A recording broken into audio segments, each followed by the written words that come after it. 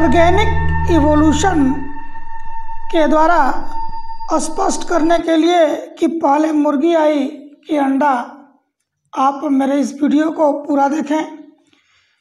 इस चैप्टर से बोर्ड की परीक्षाओं में, चाहे यूपी बोर्ड हो या सीबीएसई बोर्ड हो, एक लॉन्ग प्रश्न जरूर पूछा जाता है। जैव विकास के सिद्धांतों को समझने हेतु सबसे पहले हम लोग बिग बैंग थियरी के द्वारा ब्रह्मांड की उत्पत्ति, पृथ्वी की उत्पत्ति, सूर्य की उत्पत्ति और अन्य ग्रहों की उत्पत्ति के बारे में अध्ययन करेंगे। और समय के चक्र में डायनासोर की उत्पत्ति जुरासिक काल में उत्पन्न हुई थी। इनको ध्यान में रखते हुए हम लोग ऑर्गेनिक इवोल्यूशन के हर पहलू को स्पष्ट करेंगे। जैव विकास या ऑर्गेनिक इवोल्यूशन को स्पष्ट करने हेतु ब्रह्मांड की उत्पत्ति के संबंध में हम लोग चर्चा करेंगे। जैसा कि हम जानते हैं, पूरा ब्रह्मांड पदार्थ एवं ऊर्जा का बना हुआ है। हाल ही में वैज्ञानिकों ने ब्रह्मांड की आयु लगभग 17 अरब वर्ष बताई है। इनके अनुसार ब्रह्मांड की उत्पत्ति इलेम नामक आदि पदार्थ से हुई है, जो विशाल गैसीय बादल के रूप में था। उस समय न्यूट्रॉन, प्रोटॉन एवं इलेक्ट्रॉन की भांति पदार्थ के कण, पार्टिकल्स एवं प्रति पदार्थ एंटी मैटर के प्रतिकण एंटी पार्टिकल्स भी थे। एबी लेमेत्रे, गैमो तथा डिक नामक वैज्ञानिकों ने बिग बैंग परिकल्पना प्रस्तुत किया। इनके अनुसार बादल में कणों एवं प्रतिकणों के बीच टकराव के कारण भयंकर विस्फोट हुआ, जिससे वर्तमान में पदार्थ के हाइड्रोजन परमाणु बने। हाइड्रोजन परमाणुओं का यही बादल संभवतः वर्तमान ब्रह्मांड का प्रारंभिक पदार्थ था। इसी से अंतरिक्ष उद्विकास, कॉस्मिक इवोल्यूशन की एक लंबी श्रृंखला प्रारंभ हुई। यह बादल अंतराल में फैला और गैसों के अनेक पिंडों में बंट गया। प्रत्येक पिंड से एक आकाशगंगा बनी और इसके छोटे छोटे चमकते पिंडों से बने नक्षत्र। ब्रह्मांड के अधिकांश नक्षत्र आज भी प्रज्वलित गैसों के पिंड मात्र ही हैं। दो हाइड्रोजन परमाणुओं के परस्पर बंध जाने से हीलियम का एक परमाणु बना। फिर हीलियम के परमाणु से एक एक करके अन्य हाइड्रोजन परमाणुओं के जुड़ जाने से अन्य तत्वों के परमाणु बनते जाते हैं। संभवतः अनेक नक्षत्रों में इसी प्रकार बने कई तत्वों के परमाणु भी उपस्थित थे। 4 खरब वर्ष पूर्व पृथ्वी जलती हुई कॉस्मिक गैसों के गोलों के रूप में थी। इसका ताप 5000 से 6000 डिग्री सेंटीग्रेड था। सभी तत्व परमाणुओं के रूप में थे। जैसे जैसे पृथ्वी ठंडी होती गई, तत्व आपस में मिलकर यौगिकों का निर्माण किए। भारी तत्व पृथ्वी के भूक्रोट का निर्माण किए और हल्के तत्व से पृथ्वी की ऊपरी परत का निर्माण हुआ। पृथ्वी का आद्य वायुमंडल, प्रिमिटिव एटमॉस्फेयर ऑफ अर्थ, आद्य वायुमंडल में 90% हाइड्रोजन गैस अत्यधिक क्रियाशील थी। इसने ऑक्सीजन से संयोग करके जल, नाइट्रोजन और कार्बन से संयोग करके अमोनिया व मीथेन यौगिकों का निर्माण किया। लेकिन अत्यधिक ताप के कारण सभी गैसीय रूप में थे। आदि वायुमंडल अपचायक या रेड्यूसिंग था। ऑक्सीजन के मुक्त परमाणु बिल्कुल ही नहीं थे। पृथ्वी ठंडी होती गई और गैसों ने तरल रूप ले लिया, कुछ ठोस पदार्थ के रूप में भी बदलते गए। पृथ्वी पर जीवन के लिए अनुकूलन। वायुमंडल ठंडा होने पर घनघोर बादल बरस पड़े। वर्षा का पानी जैसे ही धधकती हुई पृथ्वी पर पड़ा, तुरंत वाष्प बनकर उड़ जाता था। यह क्रिया लाखों वर्षों तक चलती रही, जिसके कारण पृथ्वी ठंडी हो गई। भूकंप व ज्वालामुखी के कारण पर्वतों तथा घाटियों का निर्माण हुआ। पर्वतों से नदियाँ, झरने फूट पड़े। जब पृथ्वी का तापमान 100 डिग्री सेंटीग्रेड से कम हुआ तब पानी भूमि पर इकट्ठा होने लगा, जिसके कारण झील, समुद्र व सागरों का निर्माण हुआ। वर्षा के पानी में घुलकर वायुमंडल की अमोनिया व मीथेन समुद्र के पानी में एकत्र हो गए। नदियों द्वारा लाए गए खनिज लवण समुद्र में विलीन होते चले गए। 3.2 बिलियन वर्ष पहले फोटोसिंथेटिक साइनोबैक्टीरिया द्वारा ऑक्सीजन की क्रांति हुई। यह प्रकाश संश्लेषण क्रिया द्वारा ऑक्सीजन का निर्माण किए पूरी पृथ्वी पर ऑक्सीजन उत्पन्न हो गई। वायुमंडल की मीथेन ने ऑक्सीजन से मिलकर कार्बन डाइऑक्साइड का निर्माण किया, जिसके कारण पृथ्वी पर बर्फ जमने लगी। फलस्वरूप जीवन के उत्पत्ति की संभावनाएं पृथ्वी पर बढ़ गई। जीवन की उत्पत्ति से संबंधित प्राचीन परिकल्पनाएं, ancient theories about origin of life, आज से लगभग 5 से 6 खरब वर्ष पूर्व पृथ्वी का निर्माण हुआ। तब से लेकर आज तक विभिन्न प्रकार के जीवों का विकास हुआ है। अनेक वैज्ञानिकों ने समय समय पर अलग अलग परिकल्पनाएं प्रस्तुत किया है। 4 परिकल्पनाएं, 4 एंशिएंट थियरी निम्नलिखित हैं। फर्स्ट है अजीवात जीवोत्पत्ति का मत। इसे स्वतः उत्पादन का मत भी कहा जाता है। थियरी ऑफ स्पॉन्टेनियस जनरेशन और एबायोजेनेसिस या ऑटोजेनेसिस।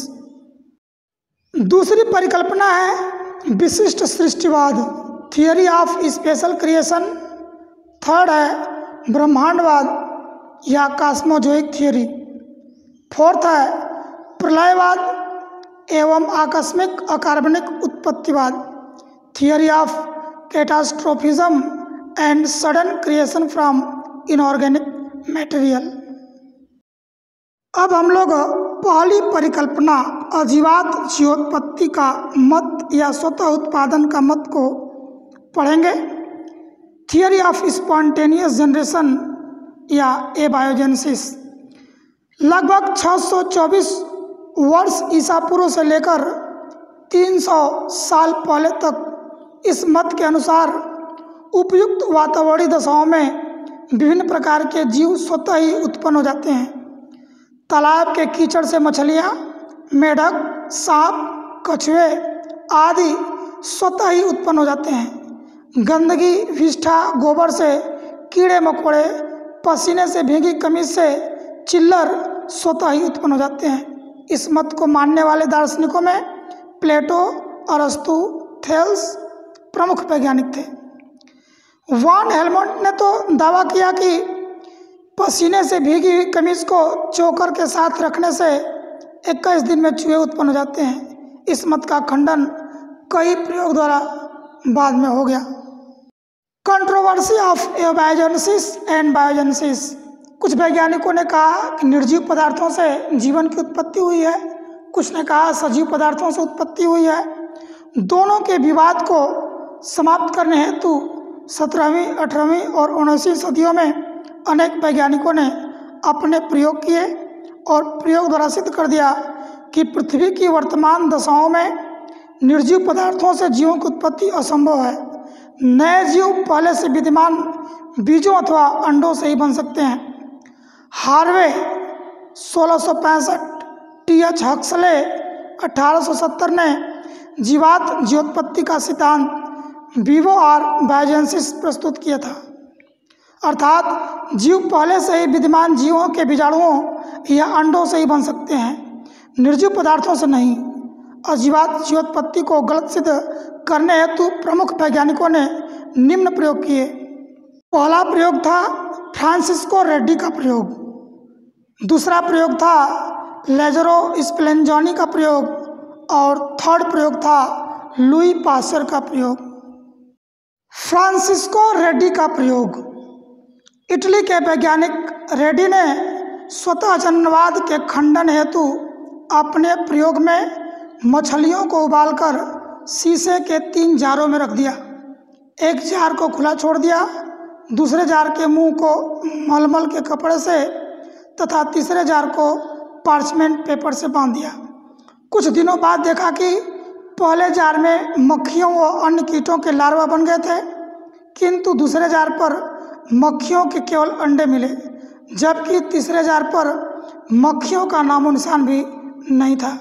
रेड्डी के प्रयोग से सिद्ध हो गया कि मक्खियों के दिए गए अंडों से ही लार्वा और नई मक्खियाँ बनी, अर्थात नए जीवों के उत्पत्ति अपने पूर्व के जीवों से ही होती है, निर्जीव पदार्थों से नहीं। रेड्डी का प्रयोग सिद्ध कर दिया। सेकेंड एक्सपेरिमेंट है लाज़ेरो स्पेलेंजानी का प्रयोग।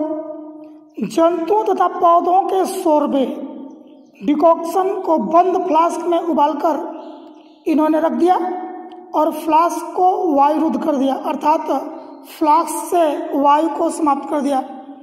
किसी जीव की उत्पत्ति नहीं हुई। इन्होंने कहा कि वायु में सूक्ष्म जीव होते हैं जो सोरबे या खुले मांस पर आकर बैठते हैं, अंडे देते हैं, जिनसे नए जीव उत्पन्न होते हैं। चूँकि फ्लास्क में वायु नहीं थी, इसलिए किसी जीवाणु या किसी जीव की उत्पत्ति नहीं हुई। बाद में कुछ लोगों ने इनके प्रयोग को कहा कि ऑक्सीजन नहीं थी, इसलिए नए जीव की उत्पत्ति नहीं हुई, लेकिन इन्होंने अजीवात जीवोत्पत्ति के मत का खंडन कर दिया। लुई पास्चर का प्रयोग। लुई पास्चर ने कई फ्लास्क लिए और इसमें ईस्ट और शक्कर के घोल को उबालकर पहले से उपस्थित जीवों को समाप्त कर दिया और फ्लास्क को ठंडा होने पर इसमें अशुद्ध वायु जाने दिया। इसमें जीवाणु उत्पन्न हो गए, लेकिन जब केवल शुद्ध वायु प्रवेश कराए तो इसमें जीवाणु उत्पन्न नहीं हुए। अब इन्होंने शुद्ध वायु प्रवेश हेतु फ्लास्क की गर्दन को यस आकार में मोड़ दिया, जिसे स्वान नेक फ्लास्क कहते हैं। यस आकार में मोड़ने के कारण नली के मोड़ों पर ही जीवाणु जाते थे और चिपक जाते थे, अंदर नहीं जा पाते थे, अर्थात उस फ्लास्क में नए जीव उत्पन्न नहीं हुए। लेकिन जब फ्लास्क की नली को तोड़ दिया गया और अशुद्ध वायु अंदर गई तो नए जीवाणु उत्पन्न हो गए। इन प्रयोगों द्वारा सिद्ध हो गया कि नए जीवों की उत्पत्ति निर्जीव पदार्थों से नहीं, बल्कि पूर्व में उपस्थित जीवाणुओं या बीजाणुओं से उत्पन्न होती है, अर्थात जीव की उत्पत्ति जीव से होती है। दूसरा मत है विशिष्ट सृष्टिवाद या थियरी ऑफ स्पेशल क्रिएशन। ईसा के बाद समाज में धर्म का तीव्र प्रचार हुआ। ईश्वर जैसी अलौकिक शक्ति, सुपर नेचुरल पावर में लोगों की आस्था बढ़ी। वैज्ञानिक विचारधाराओं को ठेस पहुंची। धर्म प्रचारकों ने दावा किया कि ईश्वर या गॉड नामक किसी विशेष शक्ति ने सृष्टि के सभी जीवों का निर्माण किया है। अंग्रेजों ने धर्म ग्रंथ बाइबिल के 16वीं सदी के एक संस्करण में गॉड द्वारा 6 प्राकृतिक दिनों में पूरी सृष्टि के निर्माण का वर्णन किया है। पौराणिक हिंदू धर्म ग्रंथों के अनुसार सृष्टि का निर्माण ब्रह्मा ने अपने शरीर के विभिन्न अंगों द्वारा किया है। शताब्दी में विज्ञान की तीव्र प्रगति ने विशिष्ट सृष्टिवाद के मत को समाप्त कर दिया, क्योंकि इनका कोई ठोस प्रमाण धर्म प्रचारक प्रस्तुत नहीं कर पाए थे। जीवन की उत्पत्ति संबंधित तृतीय परिकल्पना है कॉस्मोजोइक थियरी या ब्रह्मांडवाद। अर्हिनियस, होइल, बॉन्डी एवं रिस्टर नामक वैज्ञानिकों ने इस मत का सपोर्ट किया था। इनके अनुसार जीवन अमर है, जो कभी समाप्त नहीं हो सकता। रिस्टर और अर्हिनियस के अनुसार ब्रह्मांड के किसी नक्षत्र से सरल जीवों के रूप में या बीजाणुओं के रूप में जंतु किसी दूसरे ग्रह से आए हैं। यह तथ्य भी गलत सिद्ध हुआ, क्योंकि दूसरे ग्रह से सीधे सीधे जीवों का निर्माण संभव नहीं हो सकता है।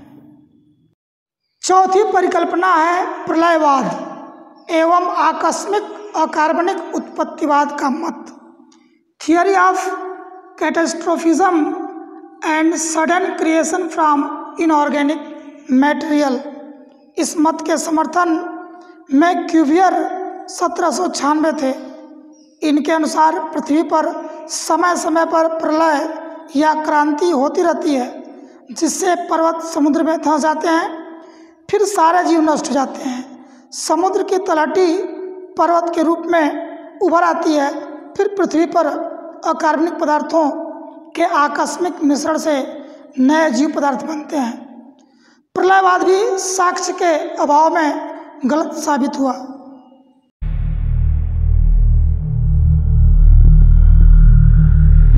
और अंत में जो यूनिवर्सल थियरी है, उसे आधुनिक परिकल्पना जो सर्वमान्य है, उसका अध्ययन करेंगे हम लोग। इसे नेचुरलिस्टिक थियरी या प्रकृतिवाद के नाम से जाना जाता है।